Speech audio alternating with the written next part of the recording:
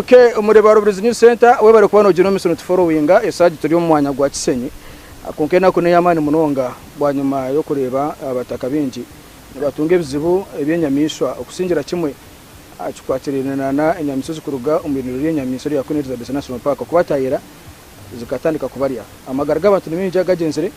akonka tureba ngo taro no makugino misono kuba yambira okusinzira kimwe okuruga ompaka family ekaferwa umwana wabo kana webe nabarebera nubwo biguri umuntu mukuru kuko bahati bari mu kusoberwa abensonga zari zimwe na zimwe izuka ngo D.K.F Foundation niyo kubane gino misoro ko no kuteka musente okora ngutayika mu nsonga zari zimwe na zimwe kumanya ibizu by'abantu yo mu family edutategeka tekere konka twasaramo kugira ngo tujikeho ningira ngo twakugereza emitwari 10 barebeke ngo nabo baje no miso no kurekana beyiya batandikire wao bapanditse wenzu bamo no kufuna transport okora ngo azo mu irwaro rya Rugazire Center for okora ngo amagarago go mukazi gatambara kurungi emitwari 10 noza kuyoze enzu emyeze 2 uriyeho nanezira kutoro mu irwaro naneza makara twakiri okora ngo abana baje no miso. Okay, chairman RS1 wakuza kuziba kwaseze emitwari 10 akandi tugende kurunjo mu misho bitotaka rugaho ntu turebe mbera D.K.F Foundation David Katurebe Foundation na jeno misoro kureba abantu abari mu nderambi okora ngo yabasakwa nabayambira okora ngo bagaruka ombuteko burungi konka izuka ngo bizibe bakutunge byona nebirgo mu Kuniriza National Park ndicho Ramadan kandi utakargo cyenje misoro kwereza abari abayambi abakutfudikizamo abuyambi tukusaba bakatuyamba konenka David Katurebe mutabano wa nakani wa jaji Katurebe nambone kusaba ntoko mutima guwayiha kusaba ntu na ruhanga utuongereho na nabanda abantu bayambe abantu aba abukanimbe yazabeze bari mutiziru nungi mbone musaba we bari munonga nakani David Katurebe umulimo guwatukorera nemitwari 10 Omuri Bayirukangyirira News Center we bari kwano ugino misono tufollowinga mu Twitter ya YouTube, Facebook, Instagram hamwe mu kutuyona tukusima icyo kora ntwakire cyamani utakaba kwana subscribinga okalikinga izuka kandi bakuteka musente n'abarubiriza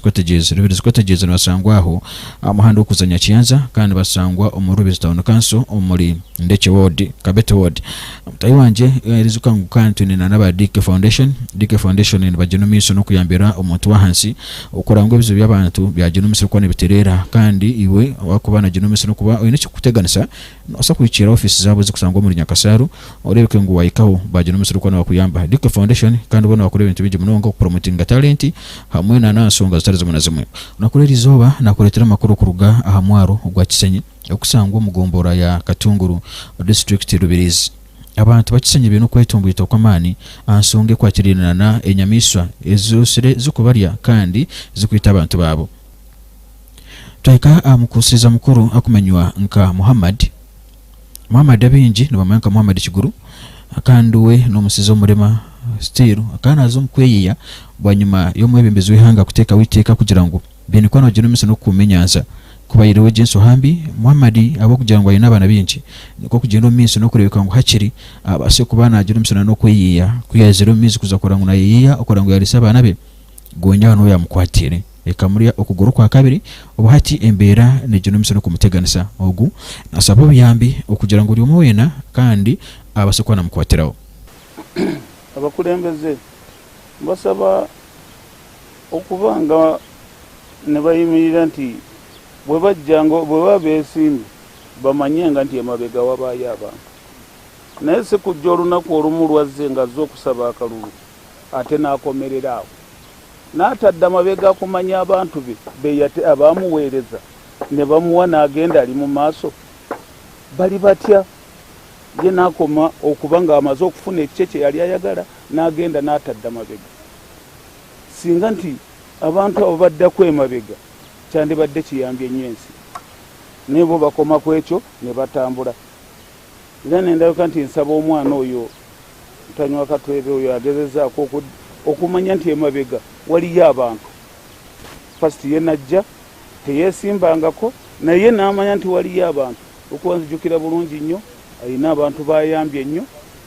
ng'abayamba olw'okumanya waliwo abaakubwe nankanyanko abaakubwe omuziraawo nayimya n'abasindikirako ebyokulya ekatungulu awo wano Kishenyi wokawoka ku budde bwa COVID nawe wokawoka yakola ki yayamba naye omuntu atannagendako mu buyinza nolanga akoze omulimu ogwo osuubira bw'anaaba ayingiddemu anaaba ali ati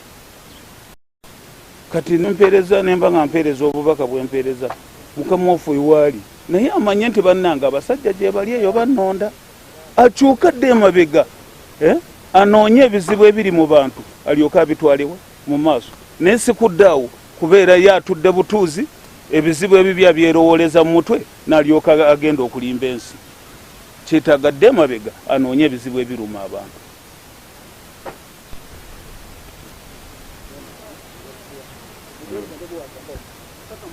amazina ganye ninyengabarano jeda chairman erosiyon wa Nyamwe Rusero nsima omuzira kisogu atukolire kintu nk'ekyo kyokubasa kurra omuranga gw'omuseza w'ekikutara kutunga ebizibu akatwereza obuyambi bw'okubasa kureeberera ogw'omuntu wetu ogwo omuseza aine family aine omukazi kandi aine n'abaana mbwenu tusiima munonga obuyambi obu batwereza obu kyabantu basika batongerera n'obundi abokuba akirukubi amaguru agano galeba amagufa gakarigamu kandi akayacwekera n'okundi okuguru so mwe tusaba nabo ndizo muzira kisondizo ayakubasa kutuyamba atuyamba tubase kutuyambira ogwo omuseza abase kufuna obuyambi netu muteka cyo tubase okuwerwaho abokuba ati netu nkaba chairman twino bulimezi bw'amani kakurarako netu nturwara abana baba bali awo babore cyo kulya turwara kandi netu nkaba chairman mu office yetu nkaba chairman y'Rusiwano twine musente zone twine zwakwasa kwereza omuntu nkogo alemerirwe kwiyo nukusaba obuyambi aye ibintu byanje muzera kisaguma tuyambe senteze nazibara za mtu senteze nazibara kuliza mtu ara 20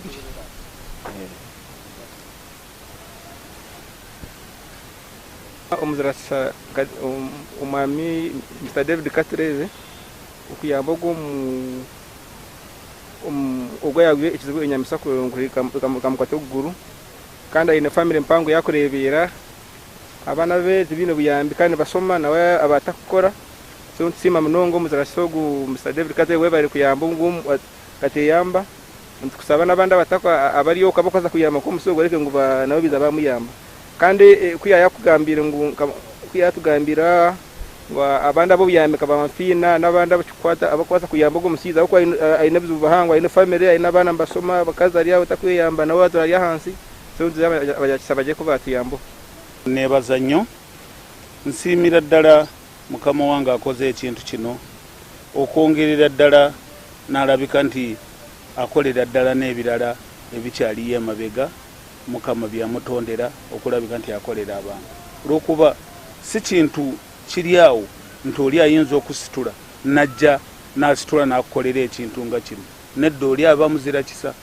ate Katonda aba ayina engeri gye yamukolamu mu nkola eyiye ne ku lwekyo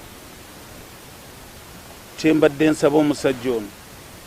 engeri kitaawe gye yasooka okujja n'ayamba ensi naye yandibadde asuubira bw'alabirira nti egyo emyaka giwedde nti ajje naye yeesimbeko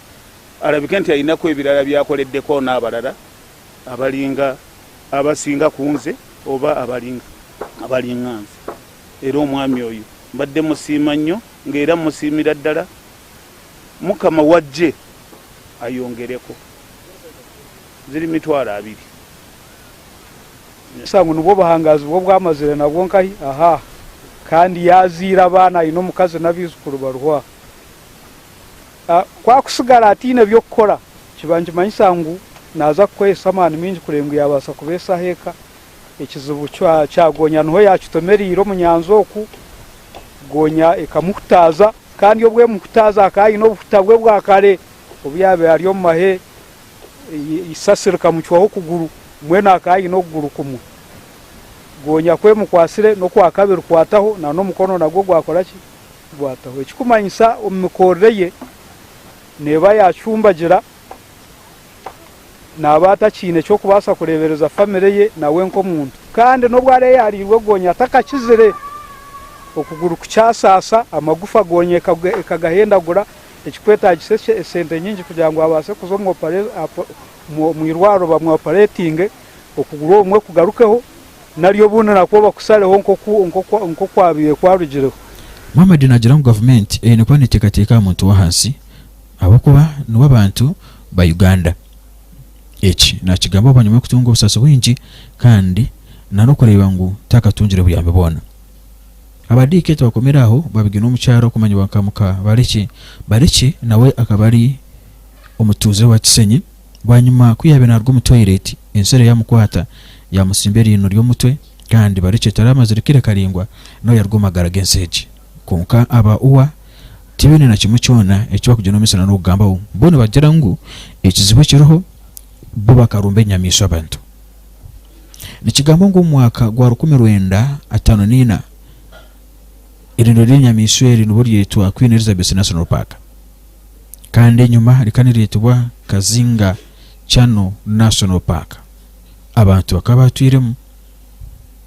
kuko nicyo kutangaza kugira ngo uwa tekora kugena omiso nokuba niyamba abantu aburukiro. Rubirizi News Center tuhireyo okubantu kwereza amakuru agakwata ahansonda zona kandi bigambo byone bigambo ebi on program egi tibiri bya Rubirizi News Center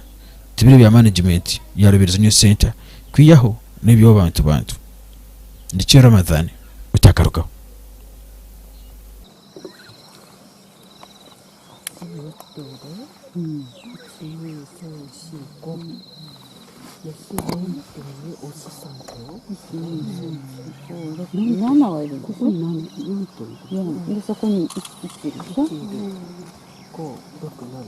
Mukoni